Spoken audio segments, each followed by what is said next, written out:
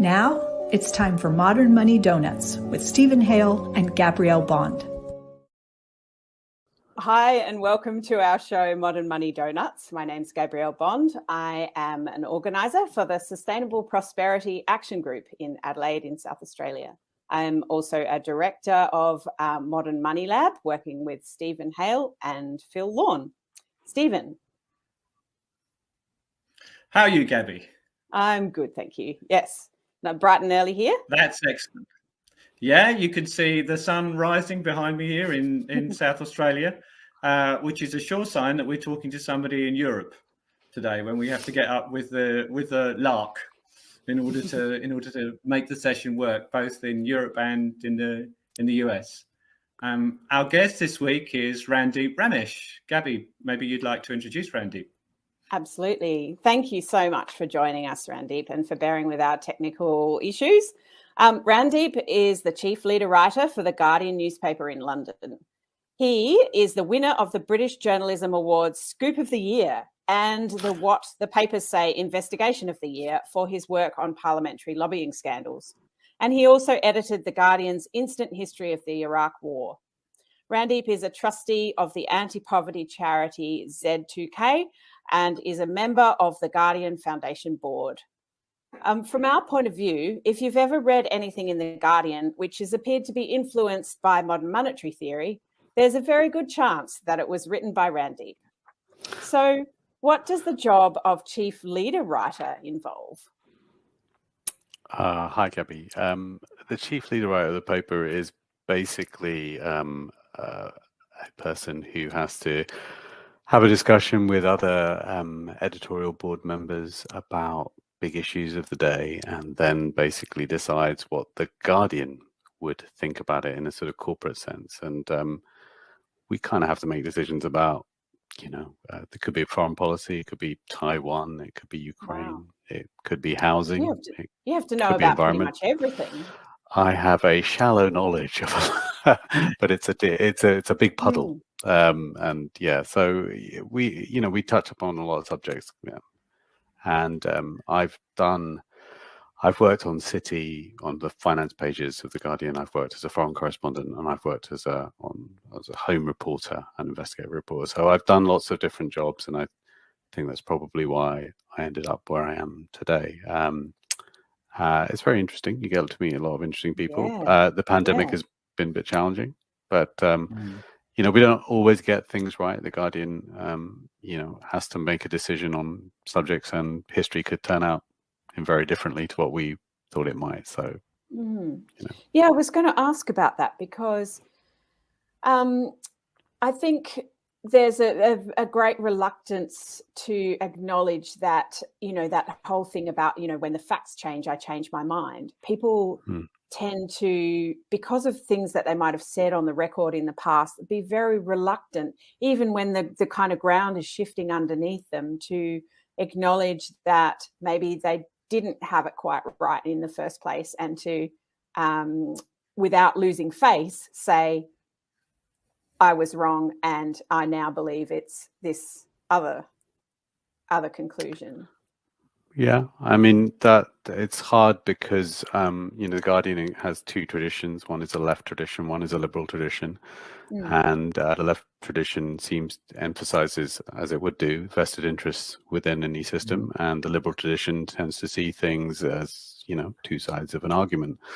And so you kind of have to straddle those two kind of arguments, two ways of viewing the world. And what I think you can see is that as the dominating paradigm of the way one views whatever subject you choose to view sort of is steadily eroded by facts, by events, then you have to find a different narrative, a different paradigm. And it can be a struggle. I think, it's often useful to have a disciplining matrix when you're trying to put forward an argument. I mean, these are all sort of, fancy ways of saying people look at the world in a particular way, usually influenced by who they are and what they are. But, that's that's just what we have to do as a sort of editorial board. But we're not just we're just one voice in a paper. I mean, we are the voice of the newspaper, if you like, but it is one voice these days, as opposed to in the grand old days of the Guardian when it was basically the only voice. So yeah, for sure. Well, it's interesting that you talk about the view of the newspaper, because particularly where anything to do with modern monetary theory is concerned, I'm often responding to people online because the sort of people that are interested in MMT are very often Guardian readers.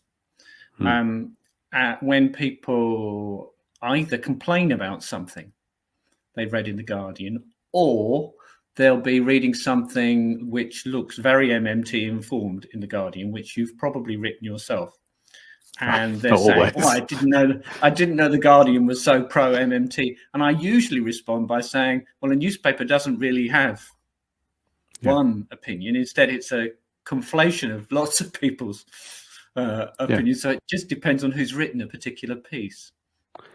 Yeah, I mean, I would say I mean, I've said this to you before, Stephen, in different formats, that I'm not an economist. I'm a journalist, and I wouldn't even describe myself as a modern monetary theorist. I'm just happen to believe that the Guardian's economic tradition is rooted in a post-Keynesian view, and it should have been. And we have made deviations, which I consider errors from that understanding of the world. In economic terms, you might know, like Larry Elliott, who's our economics editor, is a Keynesian. I mean, he was. I don't think he'd mind me saying that. So when people sort of read the stuff that they think is sort of deliberately MMT, I wouldn't say it is. I think it's just the best disciplining matrix, the best way of looking at the world. I mean, I think that's exactly right. And we need to keep reminding people that MMT is a lens. It's not well, apart from the prescriptive side, which, as I understand it, is about having a job guarantee for people who are involuntary unemployed against their will. It's really just a correct way of viewing how the world really works. Yeah, I think there are. I suppose I would say that, and again, this is just purely born out of experience. And I think I've said this. Stephen knows this a bit. Is one of the questions that Queen Elizabeth asked a bunch of economists at the LSE in 2008 is, well, why didn't you see it coming? And it was a good question to ask. But the thing was, when I read, I think it's called Money and Government, which is Robert Skidelsky's book on economics, and in the footnotes it says, well, it's interesting to note that there were a group of economists that did see this coming, and it went. If you look in the footnotes, you can see them listed, and they are. Let me get this right. There's a gentleman called William Black, I think. There's Randall Wray. There's a series of people, and they all happen to come. Although Robert Skidelsky in that book doesn't say they are MMTers, they all happen to be MMTers. And then the Eurozone crisis, which again, when the ECB started intervening in the secondary markets to reduce bond yields, that was predicted. Well, it's godly le voir, but I mean, it's MMT also. I mean, that's where it draws its tradition from. And then again, overnight interest rates. Well, when you expand your deficits, what happens with overnight interest rates is they head towards zero, which again is one of those kind of empirical proofs of what MMT was suggesting would happen. So, these are. What more can one do when one looks for explanations of what's going on, but sort of say, okay, well, strangely enough, this version of post-Keynesianism seems to be, explaining things that I want explained. Yeah. And I think that's really, but that's, if I mention Daniela Gabor or if Daniela Gabor gets mentioned in a leader, or Isabella Weber, or any number of other post-Keynesians, Malcolm Sawyer, these are not they're all of a tradition. I'm not expert enough to know entirely what all the differences are between them, but I think the Guardian simply sort of aligns itself in I that think kind of world. very few of us, not include. I'm in the same category as you there, Randy. In fact, I was going to ask you. I would describe myself as post-Keynesian, and Right. I'm not a leading economist, but there are some people that I would regard as leading economists, like John Harvey, who would also regard themselves as post-Keynesian, but are in the modern monetary theory camp as well. And Randall Wray was a famous post-Keynesian before modern monetary theory even existed as a thing. And yet everywhere, but especially in the UK, there are a lot of post-Keynesian economists who not only wouldn't regard themselves as being associated with MMT, but who are really quite hostile about that perspective on the world. And I genuinely don't understand why. I don't understand the difference between the groups, really. You speak to these people on both sides of the fence. Is there a difference, and what is it? It's a good question, because I think I first started really looking at MMT 5 years ago, and I think I struggled to know exactly what the differences were, and I think some of it. I remember talking to an associate of Wynne Godley's, who's around still, and he actually, I think the great worry for the British economy, for people who've dealt with the British, I mean, he was an advisor to Tony Benn, this guy was a part of the Cambridge Group. Francis Cripps, you must be referring to, I guess. Exactly. So, and Francis, I thought, was the most incisive kind of understanding of what MMT was, because he had sort of followed the debates. And I don't want to quote him wrong, because I so had a great respect for him when I talked to him. And I think what his problem was really whether the one could reorientate things. I think he had felt that it had gone too far to easily kind of switch to a real resources model. I mean, if one can put it in those terms. I don't think as someone who had kind of dealt with that world and still deals with those kind of problems, sectorial balance problems on a global basis, and he's well aware. And I thought he had quite a interesting take on it. I mean, subsequent to that, I mean, this is sort of getting a bit technical, but I did think I was rather convinced by John Harvey's argument, of what determines a currency's level. And that was one of the questions that Cripps had kind of raised, was like, you tinker with these things at your peril, and there has to be some political notion of what you're seeking to achieve. And that's quite hard to do given the prevailing winds in the UK. And I understand that. And it's a very centralized system. And you know this better than I do, Stephen. It's very hard to move against the orthodoxy, which, has been a losing battle for people who are interested in the post-Keynesian or Keynesian side of the argument since about 1949, when the Treasury kind of basically did away with cheap money.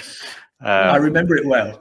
Yeah, but it seems to be this sort of argument kind of goes back to those sort of days, and I think that's the Treasury's dominance of economic thinking is quite remarkable in this country. It's quite hard to push against that, and it's not a decentralized sort of.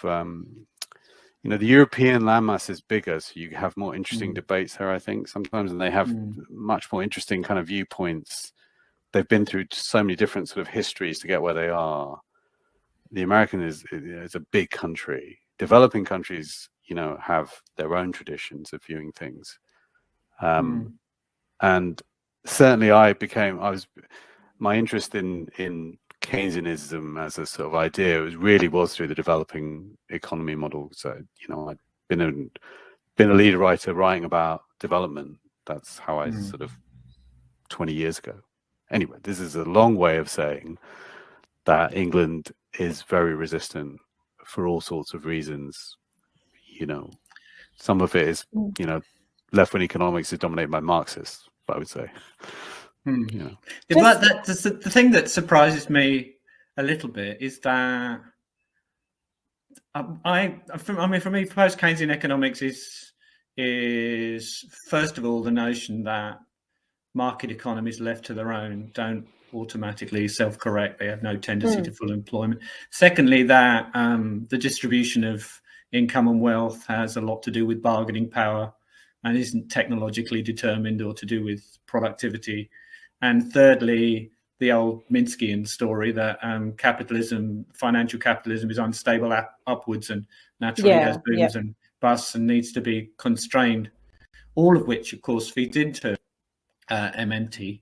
But the thing that confuses me a little bit about that, the UK story, which I accept that just the way you've been talking about it, is that after you failed to have any influence consistently for 70 years, you might think that a slightly different approach might not be such a big risk, because as I said, I think of myself as a post-Keynesian, but it depends what you're trying to achieve, doesn't it? Well, across much of the world, post-Keynesians are 70 years old or above. That's basically maybe not in the UK, but here, pretty much, unless you're at Sydney University, you're probably 80 something if you're a post-Keynesian. And I like the way John Harvey puts it. He says modern monetary theory is just post-Keynesian monetary economics done right. Yeah. I mean, you know. But I know Randeep is we've had some quite long conversations over the phone, so I think we agree. I was wondering if we could talk about a little bit about the sort of the donut economics side of things, because we try to kind of, that's our aim, is to combine MMT with the idea of a more sustainable way of living and a more sustainable economic system.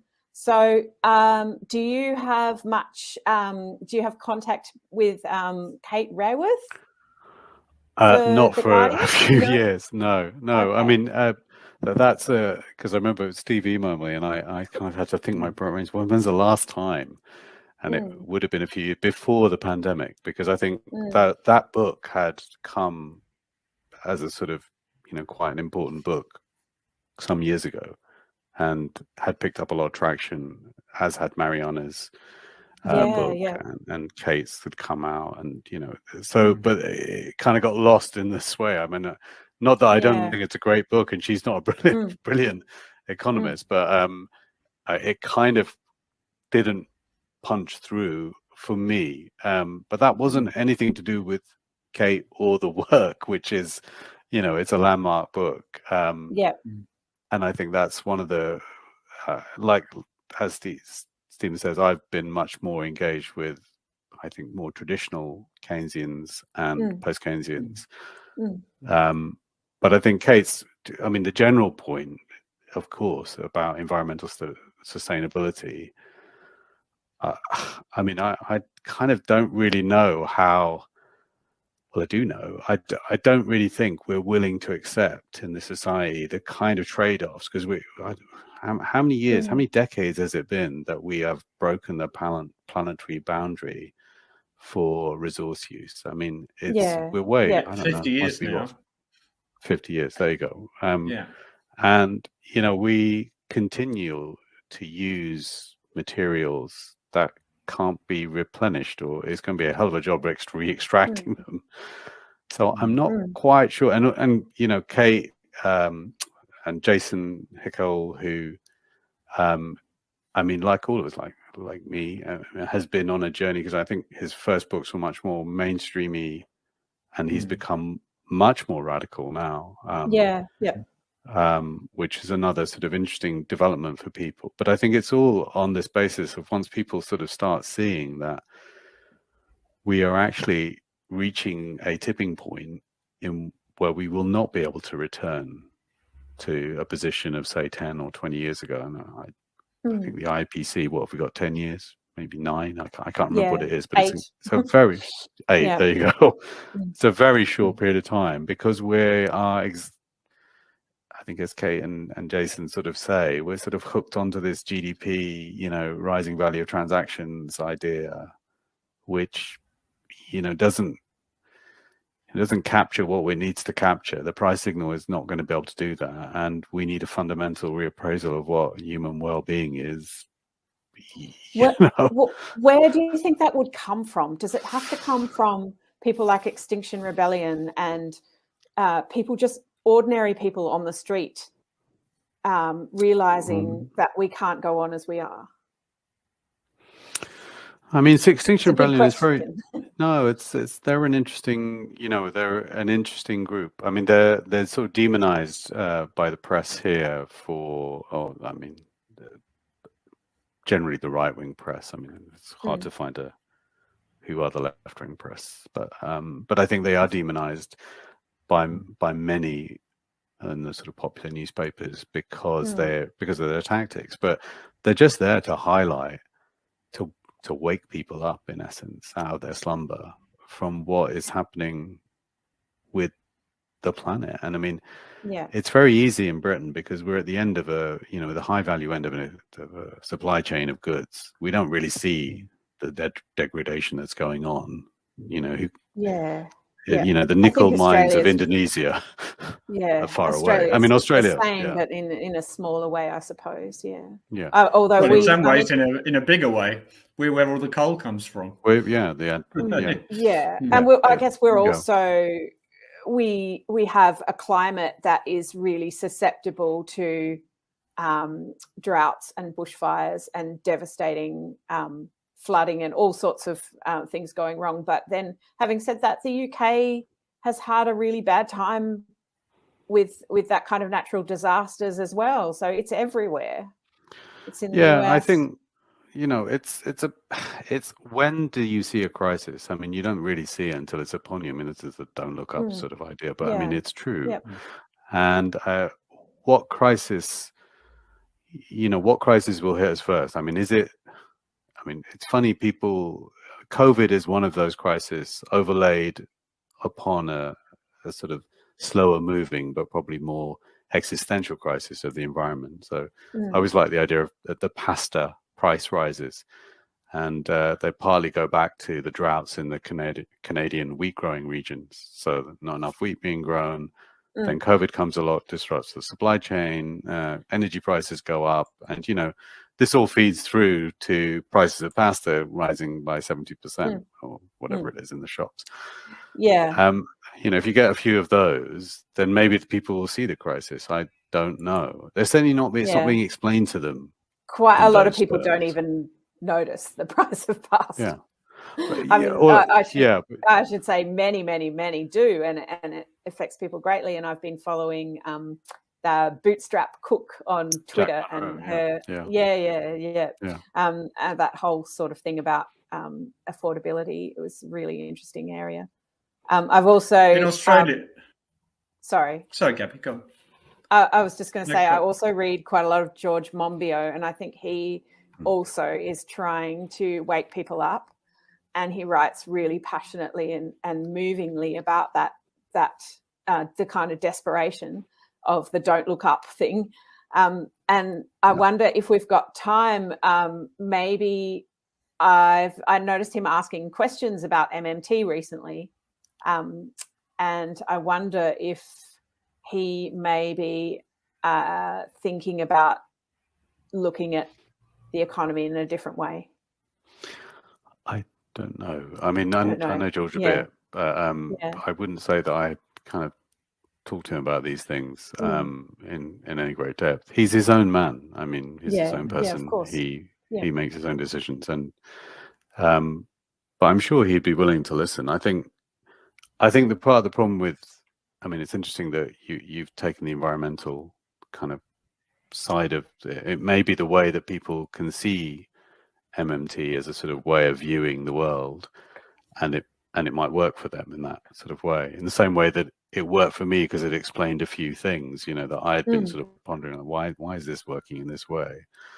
I could have got there. Maybe others would argue I could have got there if I read, you know, Jean-Michel or another post-Keynesian economist. Fair enough. But I think that it may be a really interesting way of getting people to understand the economy if you can get them to understand the sort of environmental crisis. I would say one thing, which I think we can all be upended by these things. And I'm interested to know whether there is a geoengineering solution to the planetary, you know, to climate change.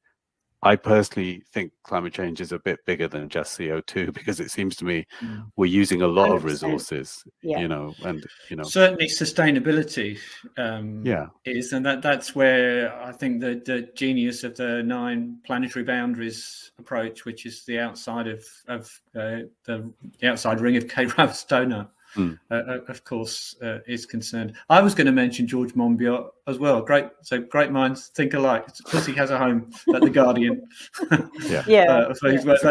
That's where we read a lot of the things that he writes. But it's been very good to see Kate and Stephanie connecting up, Stephanie Kelton and Mariana as well, and them holding each other's books in that famous photograph. The Twitter Jason thing. Hickel has engaged too. With modern monetary theory, and we have a reading on the weekend courses we run where Jason writes about MMT and job guarantees. I think George Monbiot has said he's MMT curious. Okay, which is well, that's good. I mean, it all begins with that, right? And the impulse to understand something. So I think and he'd the be a willingness great ally. to say, maybe I had it wrong before, and I now know better. I wish more people could do that. We're all learning. I mean, just look at Paul Krugman and Larry Summers. They're learning. They're learning in public. they're being taught slowly. in public. Absolutely. Yeah, absolutely. Well, it was great to meet you 4 years ago, Randeep. That's right. It's kind of taken me back to that. We met in Oxford when I was extraordinarily jet lagged and trying to give a talk. And why you've reminded me of that was because although the politician who was speaking is a very impressive person, it was Molly Cato Scott, Smith, wasn't it? Cato. Yeah. I originally agreed to do that talk because the other person that was going to be giving the talk was going to be Kate Raworth. Oh, was it? Wow. Not that I was at all disappointed because it was great. And we got to meet, you probably met him before numerous times, but we got to meet Larry Sanders as well. That's right. On that occasion, which was marvelous. But maybe you've already answered this question, but you seem to know quite a lot about MMT even then in 2018. What was your first introduction? I mean, what was the first thing you read, or who was the first person you met?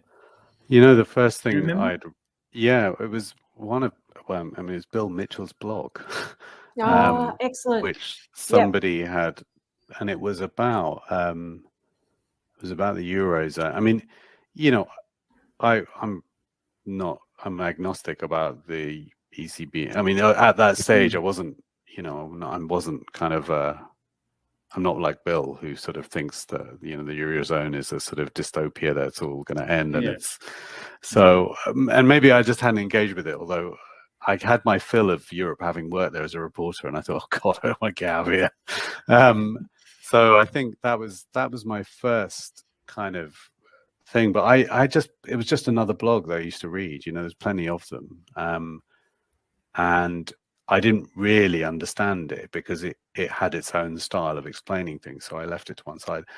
The first person who actually made me think really hard about it was Fidel Cabu, because he gave a talk at City University about the job guarantee. And it was at a time when it was sometime earlier, but the job guarantees had started being talked about at the end of the Gordon Brown premiership in Britain, which was sort of 2009, 2010. And I'd just come back from Asia as a foreign correspondent. And I'd sort of known the New Labour project and was quite surprised to see it end up there. And then it kind of disappeared, although their mini scheme was actually very successful. And I ended up sort of doing a lot of social affairs kind of reporting, and had always wondered about this scheme. And then Fidel sort of popped up. I can't remember when it was, 2017, I think, maybe 2018. Anyway, it was about then, just sort of saying. And then when he explained it, and he's a great sort of, he's very good at sort of explaining things, Fidel, and so I'm slow, so he's very good at dealing with people like me. And I thought, this is really smart. This is great. Why don't I understand economics, even though I sort of think I get Keynes, in the way that he can kind of explain it to me so clearly.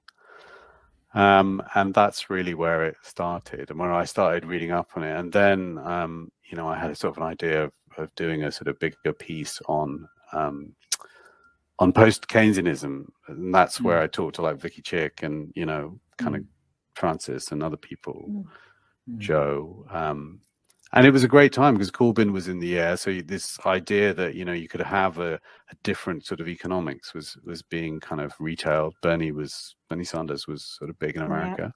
Yep. So everything seemed possible. History was to prove otherwise. But I mean, it was an interesting time, and that's where I sort of. But what I really thought was brilliant about opening your mind up was if you were prepared to read a few books again, in some cases for me, and understand them in a different way, you could really grasp at something that you had maybe glanced and kind of not really understood. I don't know if you get that. I mean, for me, that was the way.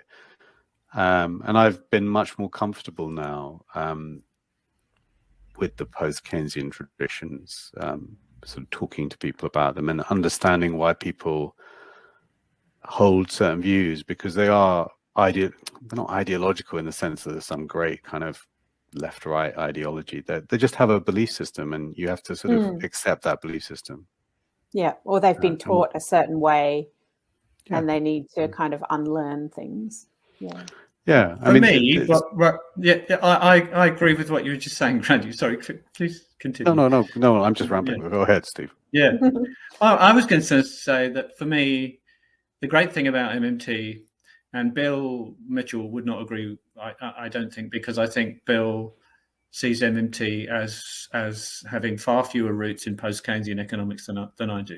And he's the great expert and I'm not. But for me, fair enough. The thing about post-Keynesian economics was it was almost, at least when I encountered it, almost the economics of defeatism. It's what's wrong with the way the world is being run at the moment and what will remain wrong because nobody's ever going to listen to us. That was what it sounded like to me, whereas the modern monetary theory perspective was more positive. We don't always have to lose. We actually have, here is a proposal, but here is a really transformative way of looking at the world and looking at public finances, which can change people's opinions and can make things look possible, which previously didn't look possible. But I think, and maybe Gabby will have another question, otherwise we'll have to wind up soon, but I think there's a much smaller step from post-Keynesian economics to modern monetary theory than the vituperative dialogue that you sometimes see would make it appear. I think we're very close cousins, really. Yeah. I mean, I think, Bill is, he's a very, very clever guy and knows much more about, economics than I would ever be able to. And me too, 100 times as much as I do. And I'm sure he can see these differences, and he's probably being engaged in debates where he has been debating those differences, but they are too fine a point, or I am not. I don't have that in me to see that fine detail. Some of it may not be fine detail, But I think it's, his books are always, they're very interesting. They're very informative. They've got and I kind of hold him in quite a high regard. I know it's a sort of he's it's a, I'm sure he thinks the Guardian is Remainer Central or whatever, but that's fine. Well, he played the same role in my education that he played in yours. Well, Randy. Yeah, I mean, I think the big problem is really that how without a political project does one sort of change the paradigm, and that because I think the academy is up for change, and it's in its nature to want to have a debate. I mean that must meet the challenge, but essentially economics is a political project. I mean, that's what I sort of think is bizarre. And this week it'll be I can't remember, 38 years since Nigel Lawson gave the Mays lecture, which reset, changed the growth and employment, macro micro view for the British Treasury, or at least for him. The arguments about the Phillips curve, everything sort of, these are pivotal moments. And it's a politically driven project. And it was about, financializing the UK economy, which, has been successful in many ways. I mean, it's successful for the people who pursue that project. But it's left us in many other people. But I often wonder whether Germany's experimenting with a huge current account surplus and wage repression is not the flip side of something similar, like a politics which has been captured by the thing it sought to reinvent its own economy with, is sort of parasitically put itself into the system. And Schwarzenegger and all that stuff is, well, of course you would. I mean, you've got 8% GDP, current account surplus. Well, what exactly are you going to do with a fiscal deficit? It's sort of it's just another way of viewing where their politics gets them. And that for me is a great problem. Like I wonder whether the Green Party, which had a more took you back to real resource constraint, because I think that's what green politics must end up in. I mean, it can try to go through all different ideas, but it will end up there unless there's a solution in geoengineering or something like that, which that can turn them into some sort of techno green movement. But I think they'll end up in this kind of space, which is much more about real resources, and that's a sort of Keynesian 4-day week place. That's a great place. People can see the benefit. Yeah, absolutely. I think that's a great place to bring the discussion to a conclusion, since we're well over our normal time, even with the late start. No, very true, very true. I think that's something to hope for, isn't it? That we can learn to value things differently and think about work differently, and I mean, within our planetary boundaries. Unless there's some silver bullet that I'm missing. I mean, this is kind of, it's part of the things that somebody like me has to think about, because I can be, if you make these arguments, then one has to worry that they may all just be wrong. You just may have you may have missed the speeding train that's going straight past you, but anyway. Thank you that so was much, really fascinating. Randeep. Yeah, thanks. It's so good to talk to you. Thanks. I learned quite a lot about the economic side of MMT and how it emerged and what its relationship is to post-Keynesianism. So thank you for that, and thanks for coming on with us. Stephen's been a great person that I bring up. He's a teacher, in actual fact, of mine. I watch his stuff, so I'm always feel free to more reach than out. happy. Yeah, yeah, I yeah, do. definitely. I tell him to come back home. We need some sort of some professor to Well, take up. he may be coming for a visit. Oh well, no, I'll see Fingers him then. crossed. I've told him. Yeah. Yeah, I'll get him lunch. in July. That'd be great. Thanks Yeah. very much, Randeep. No and, problem. And Thanks, Randy.